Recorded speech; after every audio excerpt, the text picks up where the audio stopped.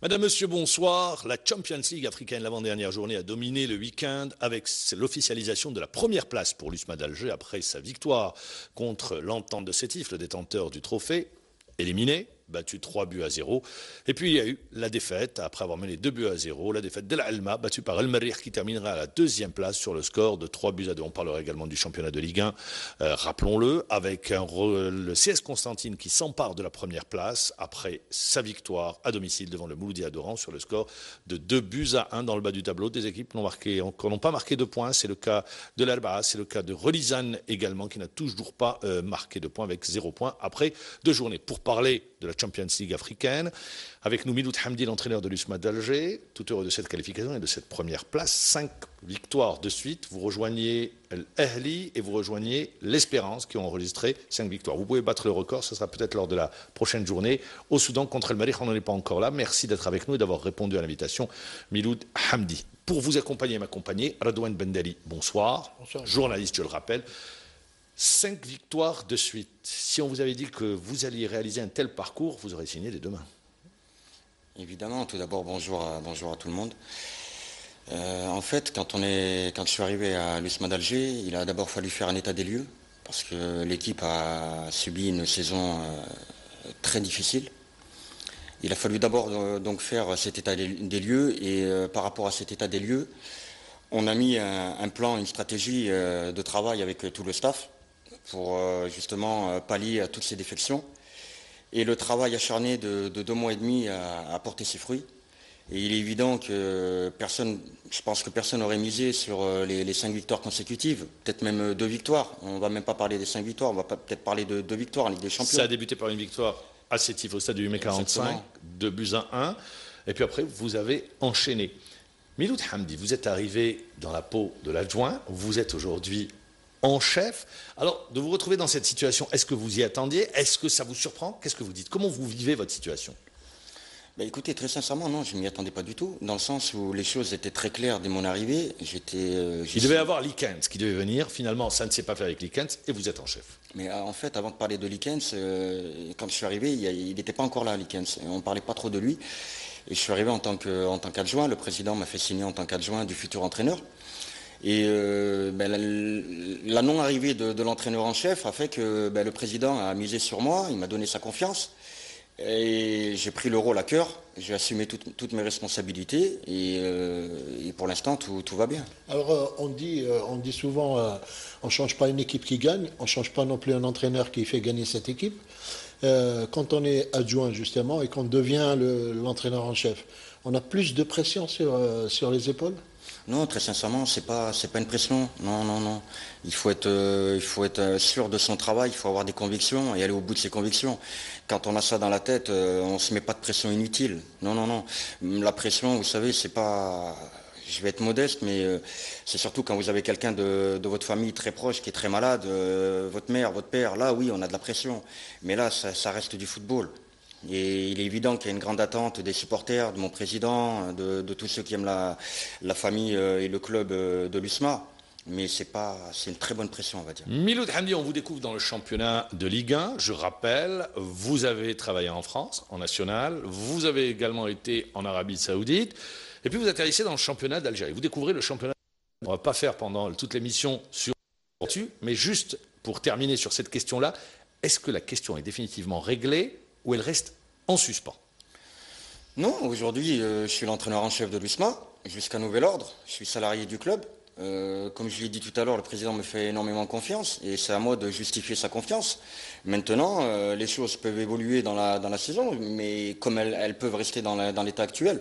Et très sincèrement, je ne me pose pas la question de ce qui va se passer plus tard. Là, je suis très très concentré dans les rencontres qui arrivent et j'ai que ça dans la tête, faire plaisir à tous ceux qui aiment le club.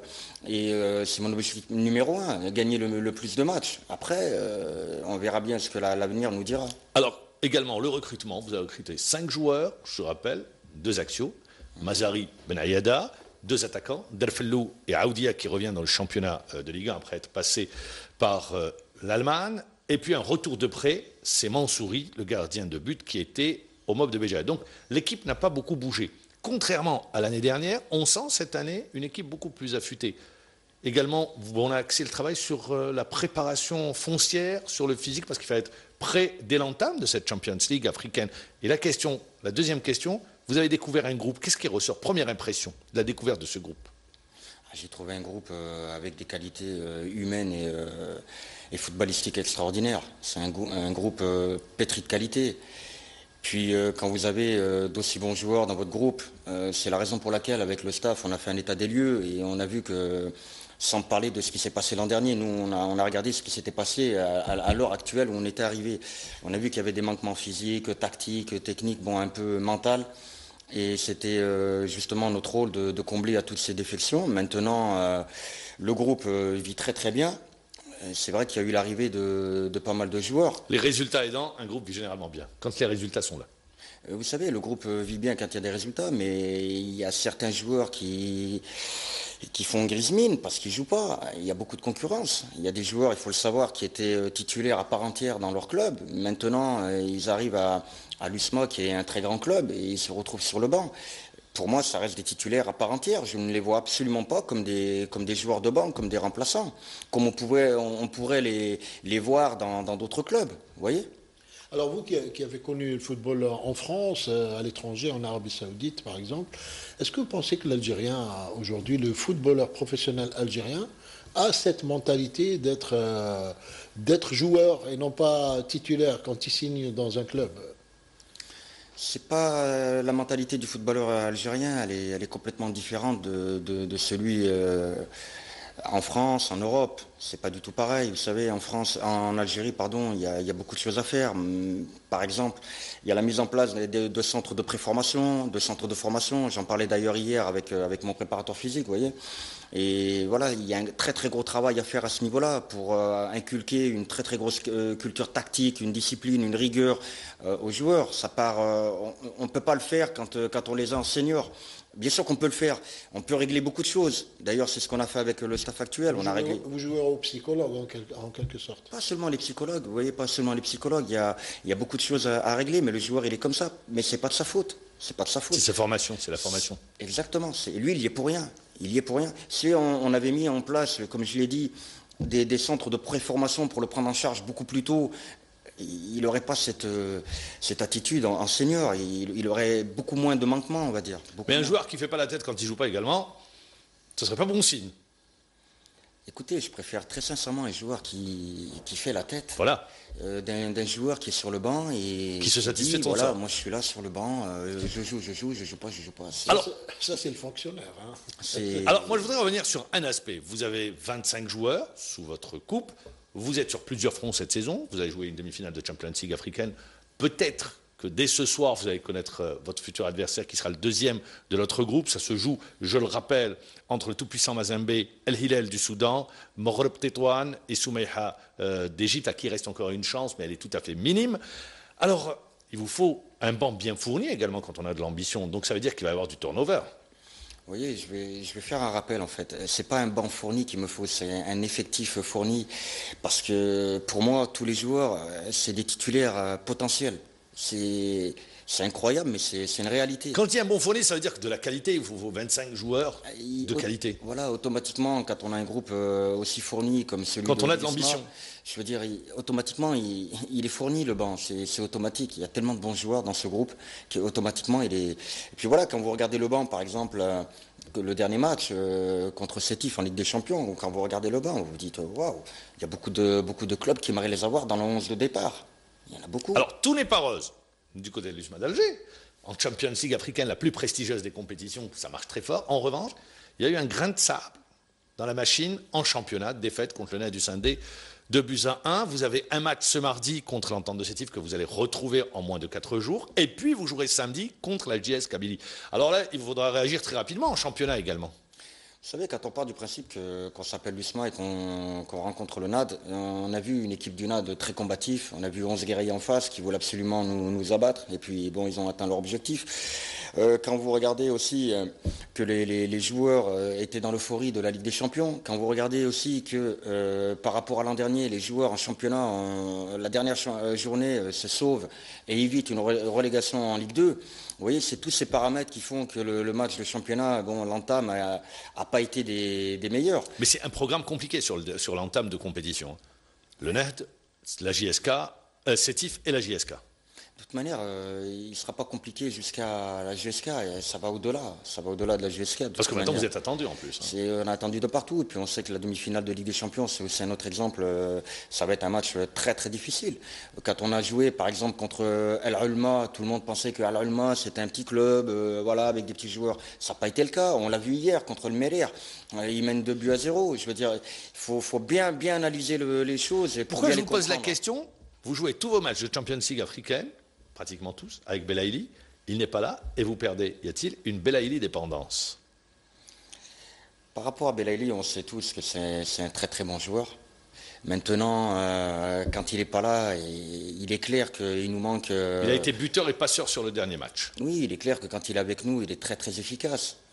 Tout le monde sait que c'est un très très bon joueur. Il fait partie intégrante du 11 de départ. Mais il a une marge de progression encore énorme. Et la vie d'un groupe, c'est de faire sans ses meilleurs joueurs. Il faut qu'on soit capable de jouer sans lui aussi. Vous regardez l'équipe de Zidane, l'équipe de France, il fallait qu'elle soit capable de jouer sans lui. Vous regardez toutes les nations, les plus grandes nations, il faut qu'elles soient capables de jouer sans leur mettre à jouer.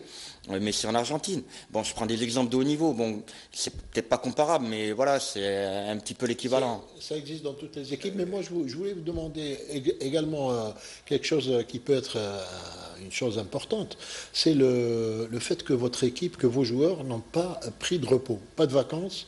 Est-ce que ça peut à un moment ou à un autre rebondir comme facteur négatif? Bien sûr. La gestion athlétique est très importante. Vous savez, on a un très très bon préparateur physique au club. Très très Benjamin. Bon. Oui. Pour le citer, Benjamin Mohamedi, c'est un très très bon préparateur physique. Il est assisté de son adjoint Laïd Ben Seguir. Ils font un travail fabuleux. L'équipe était vraiment au plus bas au niveau physique. Et puis l'arrivée de Boudjema, le président, a flairé, très sincèrement, il a flairé le très très bon coup avec lui. Parce que voilà, c'est un travailleur, il fait un travail fabuleux. Vous voyez comment il a remis le club au niveau athlétique. Maintenant, ça peut devenir un handicap si on n'est pas malin dans la gestion athlétique des joueurs. Là, oui, ça peut devenir un vrai handicap. Alors, également, vous avez l'arrivée de Aoudia. On l'a vu, il a joué le dernier match, il a marqué, donc un potentiel sur le plan offensif. Vous avez sur chaque poste des doublures, quasiment. C'est une équipe qui est partie pour réaliser le Grand Chelem? Il faut toujours garder sur le potentiel qu'elle a.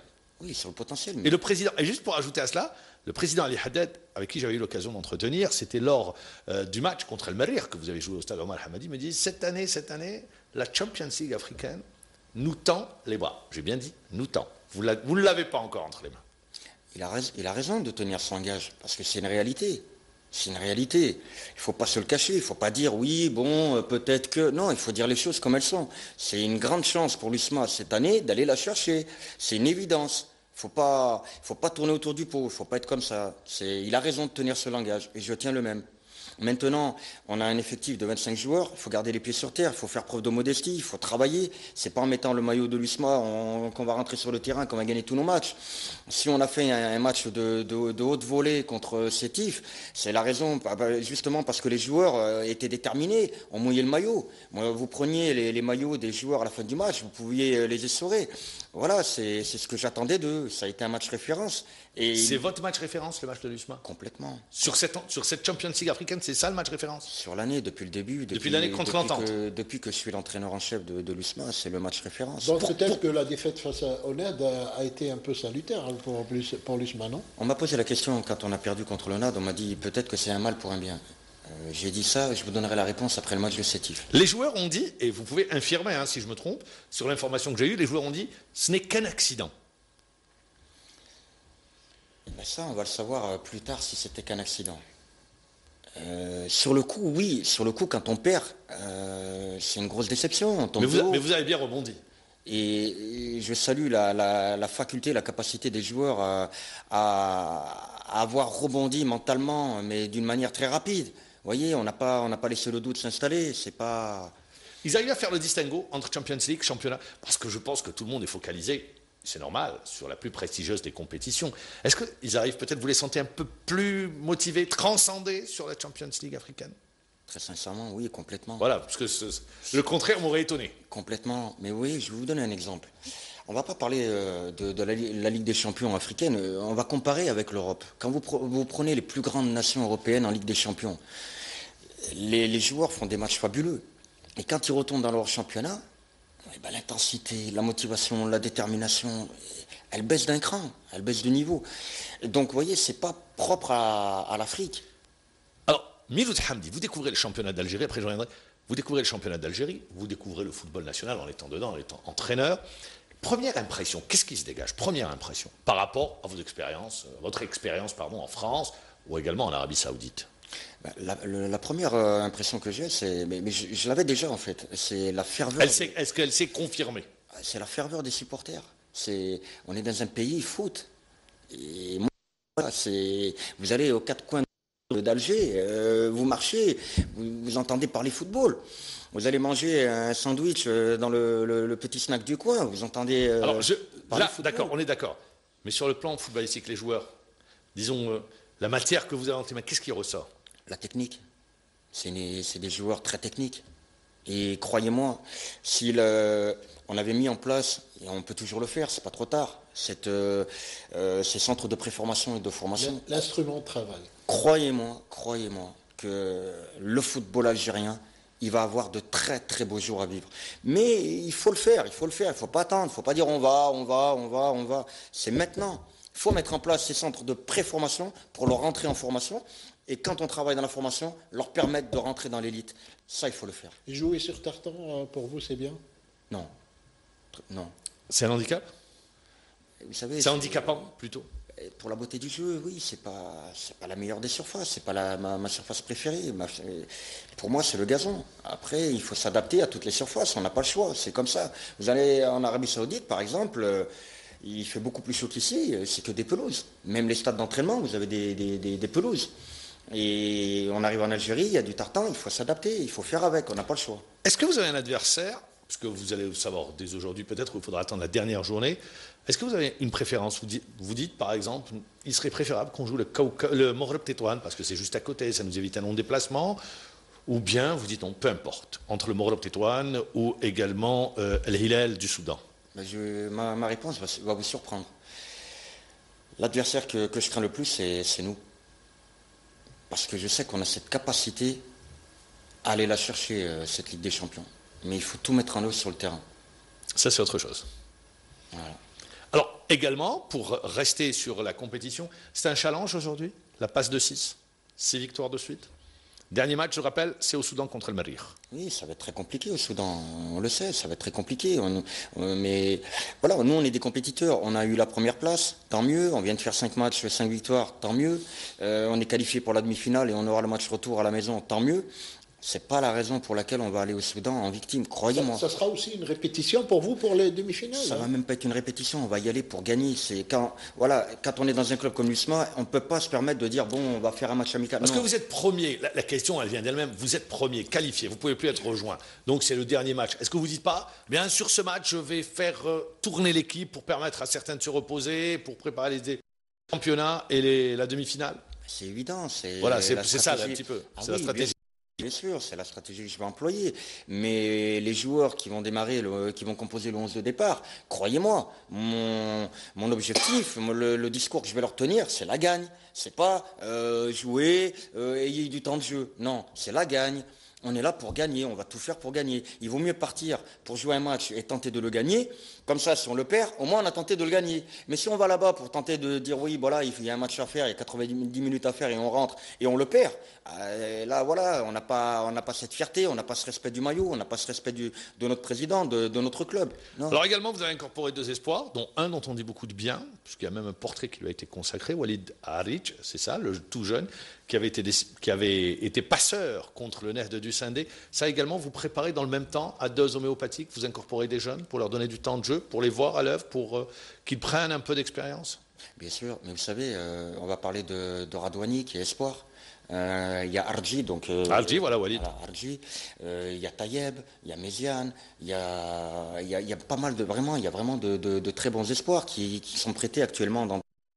Mais oui, il faut compter sur les jeunes, c'est une évidence, c'est une évidence. Il y a du potentiel à ce niveau-là? Il y a beaucoup de potentiel. Très sincèrement, il y a beaucoup de potentiel.